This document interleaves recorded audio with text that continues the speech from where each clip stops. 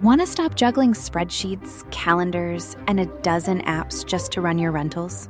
Lodgify makes it easy. It's an all-in-one toolkit for hosts. Build a direct booking website, automate guest messaging, and keep all your channels in sync. Running your rental business your way has never been simpler. And for Good Morning Hospitality listeners, you can get 20% off any yearly plan with code GMH20. Just check the link in the show notes to get started today. Welcome to Good Morning Hospitality, your one-stop shop for the latest news, noteworthy trends, and thought-provoking discussions across the industry.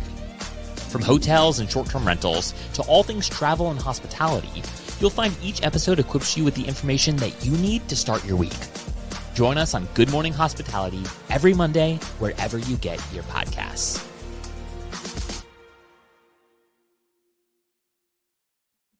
Good morning. Dang, you beat me to it. Good morning. Happy Monday from three well-rested, refreshed souls that did not make it to VRMA this year. I know. Major FOMO. And welcome back to the show. A little surprise appearance from Mr. Slickers. Hey, it's great to have you on. That's what I'm here for. And, just these celebrity appearances whenever I can, make it as less frequent as possible. But, glad to grace you guys with my presence. Wanting more, keep them guessing, And it's a pretty special day here, Will. It is. Kristen and I celebrated our anniversary at the lovely W Punta Cana. Highly recommend it. It's a brand new property, all-inclusive. My first all-inclusive, by the way. And service levels in hotels are definitely a different level than what we're used to in short-term rentals. So yeah. There's not a big comparison, but my anniversary aside, Will, Brandy, we also have an anniversary today. I know. We do. It's a big one. Very excited, very thankful. It's really hard to process, I think, 5 years of running the show together, but it is GMH's 5-year anniversary. Technically yesterday, October 19th, but we're celebrating with the original trio today on the 20th because it just makes it so much more special to be able to do it live, obviously. So 5 years of running the show. It's crazy. I'm like, all right, 404. This is the 441st episode. It's a lot of episodes. It is a lot. It's a lot of content. We lasted longer than most marriages. So I know. Oh my God. Wow. Are we in a common law marriage? That's so exciting. Situationship. Let me, I got to tell my girlfriend, I'm sorry. 7 years is common law, at least where I'm from. Yeah. So we're almost there. Almost. More to go. So special. No, but super cool. We've had some great moments on the show, from breaking news stories to record-breaking fundraise announcements to obviously growing the show from just the three of us to now the three of you with Jamie Lane and, of course, Steve and Sarah Dandashy. Steve Turk and Sarah Dandashy. They're not a common law couple. So, and then, of course, our European crew, who's still on a little bit of a summer break, but are gearing back up. So Sarah and classic Leah Europeans on summer vacation for 2 months. Of course. It's like already fall and they're still, spending time in summer. But no, it's just super cool to see I would say the distance the show has gone, with the voices, with just the stories we've covered, with the brand changes, all the fun stuff. So really thankful for you guys and the voice that you guys have carried throughout the industry over the last 5 years. Yeah, it's so funny because when I, my time at Romy ended, people are like, "Oh, so are you just doing the podcast now?" And I'm like, "Yeah, I would love it if this was 30 minutes once a week." Yeah, that's the job. I could become a lady of leisure. Well, cheers to another 5 years under Skift. Obviously, that was a big accomplishment even before our 5-year anniversary. So we're excited to continue to develop the show under Skift and to see the distance and length we could take it with them as well. So I think we have another 5 years to go, hopefully. Yeah. Just really amazing stuff. So thank you to all the listeners. Obviously, if you are watching or listening live, you guys are amazing. All of our live viewers who comment in every week, every Monday, every Wednesday, seriously makes our week, makes the whole show totally worth it to live stream. And then also for the listeners who listen on Spotify, Apple, who have left reviews, who have reached out to us at conferences, who have like talk to us as if they already knew us type situation. It's always been really great. Even some fun encounters at the airport and all that good stuff. So really, really appreciative of the listeners who honestly do make the show all possible. So Yeah. I it's been mean, great. listen, a guest hosting spot turned into Yeah. several years. So Yeah. I love that. Pretty The incredible. longest guest host spot in history. Seriously, we should give you a plaque.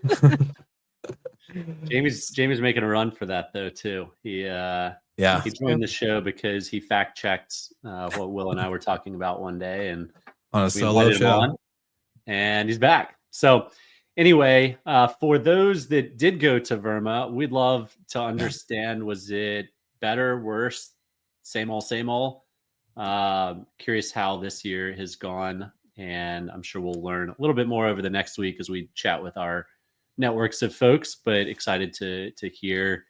Hopefully, it's taking steps in the right direction after a few seemingly years of sliding, but hopefully they're turning it around. Yeah, I did have huge FOMO, I have to say. This 100%. is the first time I think maybe in 8 years that I hadn't gone. So, I was like, I didn't really think I was going to care that. I mean, like, I've been exhausted traveling, moving, all this stuff. I was like, I don't need to go to like another conference. And then when I saw all the pictures coming up, I was like, oh, sad. Okay. Yeah. 100%. The FOMO is real. It was one of my first ones I've missed too. So, not in 8 years. I have not been going that long, but definitely missed out on all the fun networking because that's the best part, in my opinion. And shout out to Paul Manzi, who is now watching on YouTube because looks like our LinkedIn is not pushing through. So sorry for all of our LinkedIn viewers, but we'll get that fixed. We'll get this on the replay. And Paul Manzi says, better energy at VRMA this year seemed like a step in the right direction. So Good to hear. That's awesome. That is a positive change. That is a positive change. Well, while I was scrolling on my phone, heading down to the Dominican, I got fed some things and I screenshotted it to the GMH team.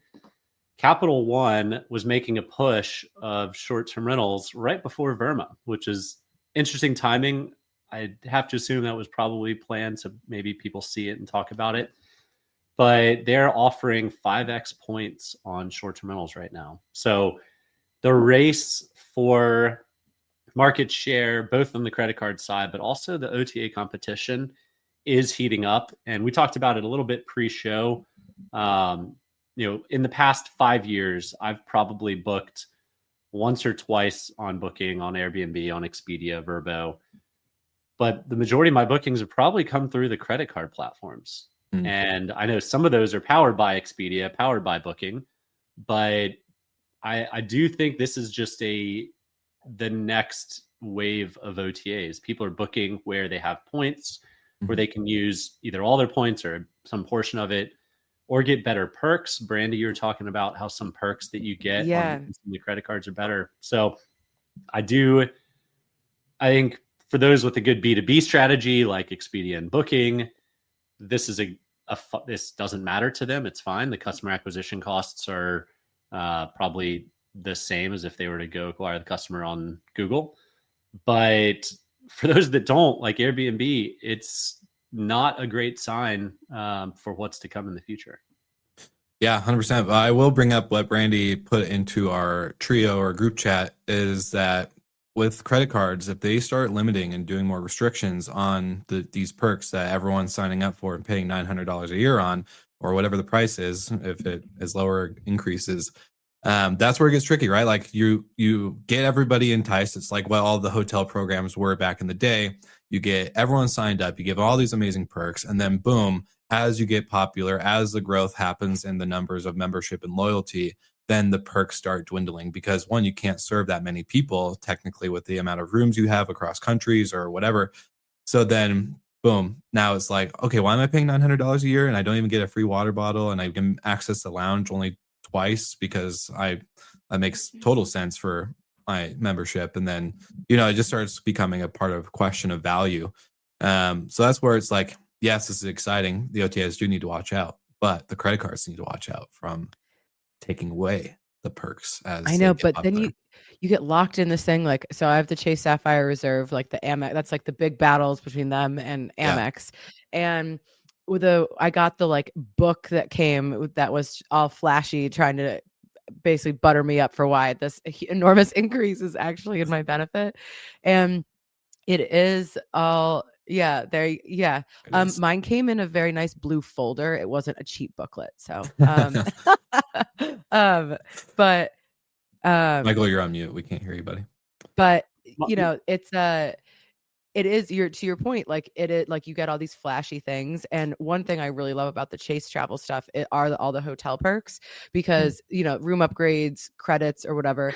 I'm curious, if they have this inclusion now of short-term rentals. I doubt they're going to be able to provide something like that, like that kind of like, on Chase it's called like the edit, like their select hotels, because I feel like that's a much more difficult service to provide in short-term rentals. Maybe some companies, but I don't know if STRs are going to get the like special treatment or the highlights just because of, the business model of running these different products. Yeah. I mean, Marriott Homes and Villas has proven that if you have active audience and you have points to redeem, was it 80% of bookings on Marriott Homes and Villas are points? And that was what, 5 to 10% of your reservations, Brandy? So like at one point it was like almost 5. It became a fairly meaningful channel. And that whole channel is just loyalty points. So it's big, but then they don't have, when you have like status, like when people would show up and be like, I'm a diamond medallion, blah, blah, blah. Yeah. It's like, it doesn't, there's nothing extra for you here. So there, I remember, especially in the beginning, there was this big like disconnect and education. Like it doesn't matter what their status is. Like we don't really see that information necessarily. And like, we don't have other services to provide. So it's also making sure that the people know that booking, but I think that that education has really taken off, because as you said, like so many people continue to book that way. And if they didn't appreciate the value of that product offering, it wouldn't be, as popular. Yeah. Well, I was going to say, leading into Skift Global Forum in New York, I was walking to get a coffee with Jason, our chief product officer and co-founder of Skift, and kind of talking about like how distribution is really changing, right? Obviously through credit cards being a big game player now, but the piece that I find really interesting is the points redemption, and the amount of usage of points is really becoming not a step into crypto, but a step into digital currency, where I think we're going to see points become actually a huge player in the way Americans, at least, I can't say for other countries, but the way Americans actually start spending.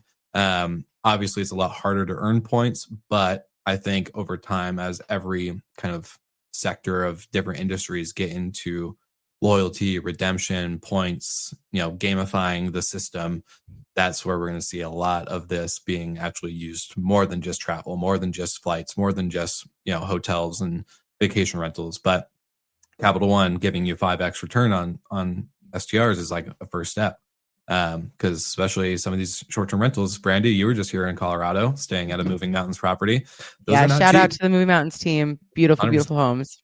100%. But they're not cheap. So imagine, spending $10,000 for 3 nights and then you're getting 5x points. Like, not a bad deal. Not a bad deal at all. Not bad. I do think the points system is more an American thing than it is a popular thing globally. Whenever I talked about airline status when I lived in Europe, everyone looked at you cross-eyed. It's just not a thing. Credit cards aren't as popular outside the United States. Credit cards aren't as popular, so points in general. But one thing that the CEO of Amex said on their earnings that kind of jumped out to me, and we chatted about it again briefly pre-going live. But the CEO said part of why they've done so well in the last quarter was they jumped 9% year over year because of strong retail spending and a bounce back in travel. Well, strong retail spending, okay. I haven't talked to too many people that are seeing like a 9% bounce in travel. That's not the vibe I've been getting. If anything, it's the other way. So maybe the 9% was 11% bounce in consumer spending and only a negative 2 on travel.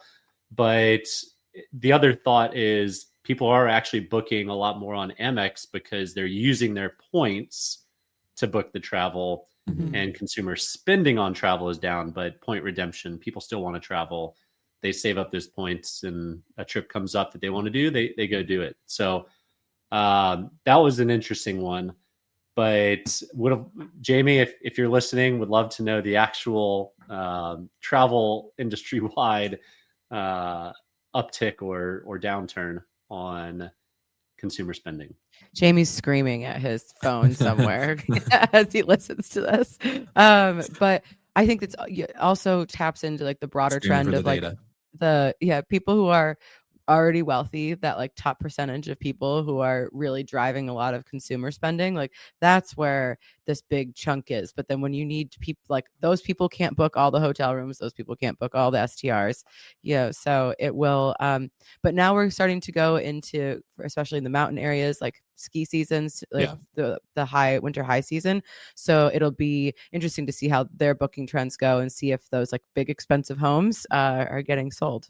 Hopefully they do. And again, if anyone, just needs someone to come and watch the house during ski season, volunteering. Yeah, 100%.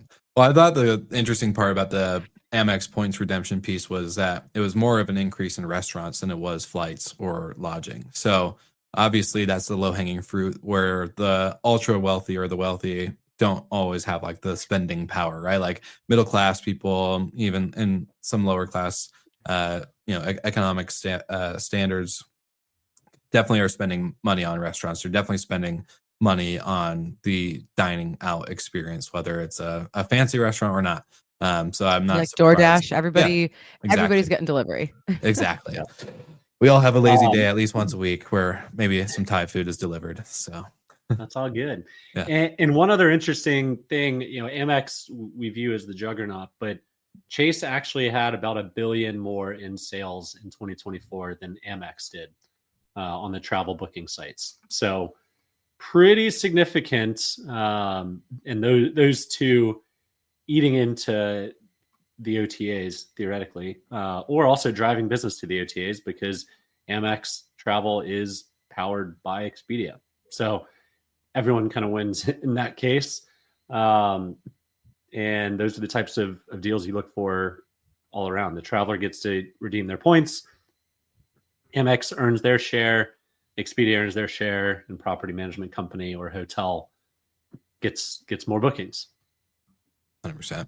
I loved, just to wrap up on a nice note from this article that Dennis wrote about Chase and Amex, is the Skift take is, if you think the competition between Airbnb and Booking.com is hot, what about the rivalry between American Express Travel and Chase Travel?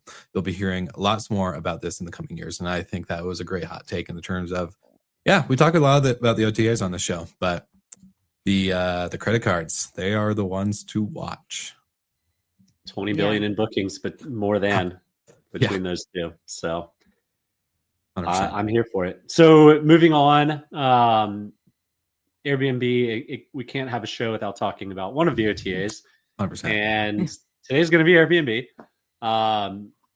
Airbnb getting involved in politics is nothing new, but Airbnb donating to local coalitions and PACs is becoming an increasing trend. They know their whole business is short-term rentals right now, and they have to protect it. And local municipalities are getting tired of short-term rentals. This ebb and flow happens. They get tired of it. They ban it. They realize they lost millions of dollars of tax revenue. They open it back up, and this pendulum just keeps swinging and swinging and swinging. In Arizona, the state is pushing to get rid of their statewide law that basically only the state can make the rules, not the local municipalities. But the state is looking to break that up and let local municipalities choose how they want to regulate short-term rentals. And this creates problems because a lot of the high-end neighborhoods, the great communities that people want to go stay in for their vacation, are in neighborhoods that people don't want to live next door to a short-term rental. So Airbnb has started its own little coalition. I wish they would just join in, quite frankly, with other folks in the industry, not go do their own thing. I wish we could, as one, work through a rent responsibly, let the local leaders determine what's best for their community, and not have an OTA come in and tell them what needs to happen, because we've seen this time and time again where Airbnb comes in, makes rules that are kind of only beneficial to Airbnb and single hosts, not professional hosts, and it leaves everybody behind. So this coming on the tail end of the professional host meetup that Airbnb did is interesting. I do, again, hope that they get more involved. In politics is a good thing as long as they're on the local community team and not playing in their own sandbox. Well, I think that also plays optically. Like if you have a local organization pushing for certain types of regulations, and especially, that I think has that's optically a bit better than like the big OTA coming in and being like, this is what we say you should do. This is what's best for your town. Yeah. Whereas if you have people from the town or people from the county, whatever, that are like, in my community, this is what we want to see, I think that is a much better strategy. 100%. And I was going to say, the rent responsibilities, obviously, but the local organizations that they work with on the ground, right? Like I know Jonathan Wicks is president of the Arizona Association. I can't remember the exact name because they're all some kind of like a STR type mix of it. But, I'd love to hear what they're thinking actually on the ground. Also John Hildebrand, who is very, very much an active voice in the Arizona regulation kind of STR space. It does get to the point where I'm in the boat with Michael. I think it's great that they created their own little org to obviously kind of show their dominance, but they do miss out on the big opportunity of working with the people that have actually been doing this for a lot longer than they have in that specific area. So, obviously coming together, finding one unified front, that is how short-term rentals get the place of or the piece of the pie that they deserve. And Arizona is a huge market. I mean, top 5 state for the OTAs for sure. So this will definitely have the attention of Vrbo Expedia's team, the rent responsibly team, and obviously Airbnb. The big question is, can Airbnb play with others in the sand? And well, as Paul Manzi's comment shows, advocacy for me, but not for thee by Airbnb. That has been the trend.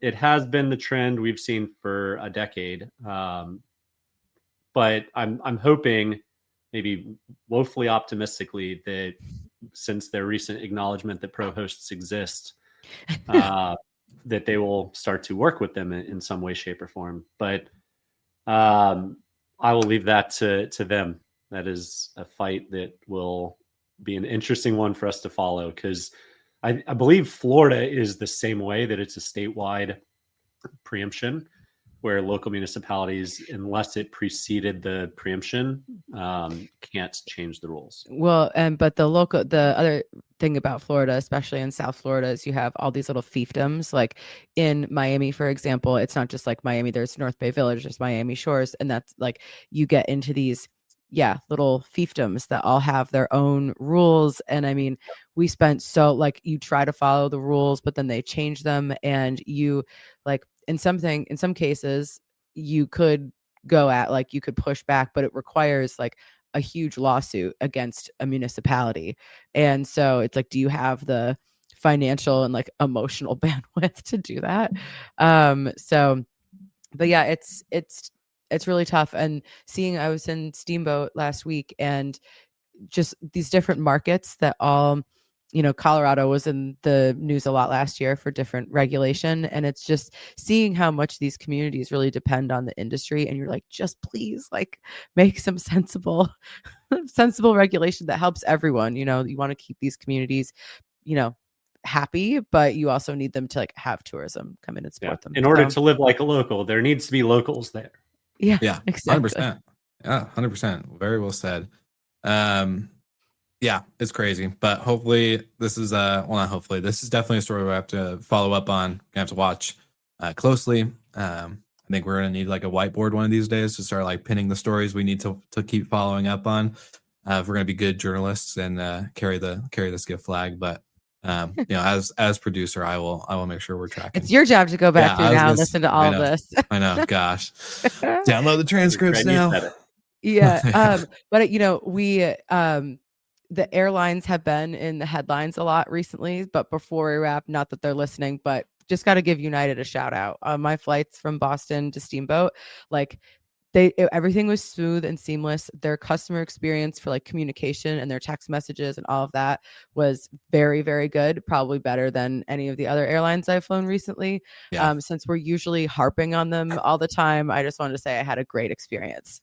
So I will say their app is the best. Like the fact that it tracks you from like, not tracks you, but it has like that great tracking feature, especially if you have luggage. I think or checked bags. It's great. It's definitely dominant. No delays, which no is delays. Really great.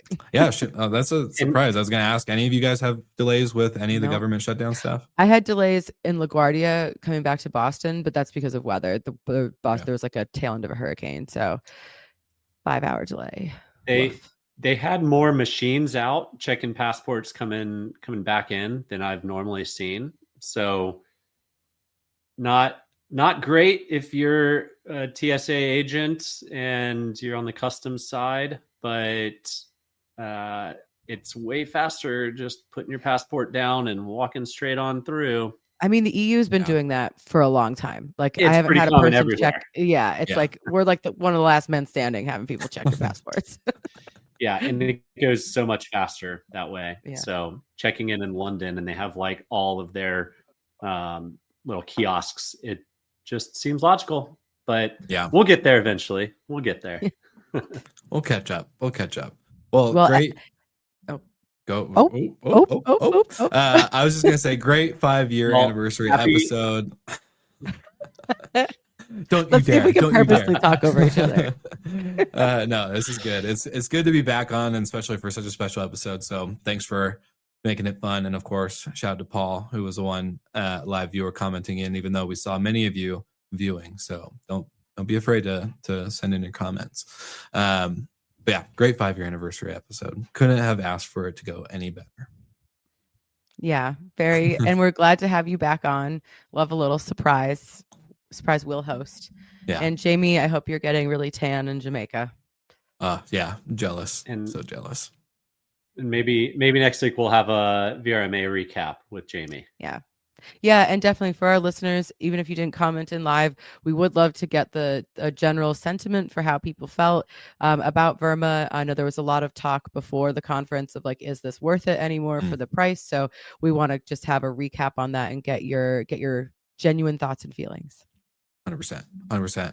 Well, like always, make sure to like and subscribe on your favorite podcast channel or platform. And if you haven't already, go to skift.com, sign up for any newsletters and subscriptions there if you haven't already, because guess what? Big exciting things coming in 2026, as we will have some exclusive only Skift episodes and some other breaking news stories to cover behind the scenes. So shout out to you guys. And of course, like always, we'll see you again next week.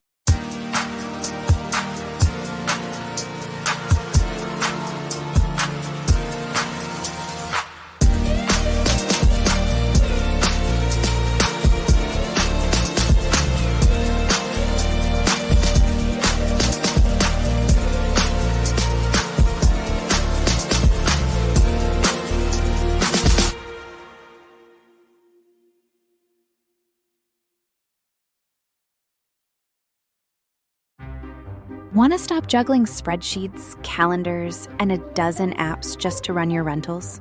Lodgify makes it easy. It's an all-in-one toolkit for hosts. Build a direct booking website, automate guest messaging, and keep all your channels in sync. Running your rental business your way has never been simpler. And for Good Morning Hospitality listeners, you can get 20% off any yearly plan with code GMH20. Just check the link in the show notes to get started today.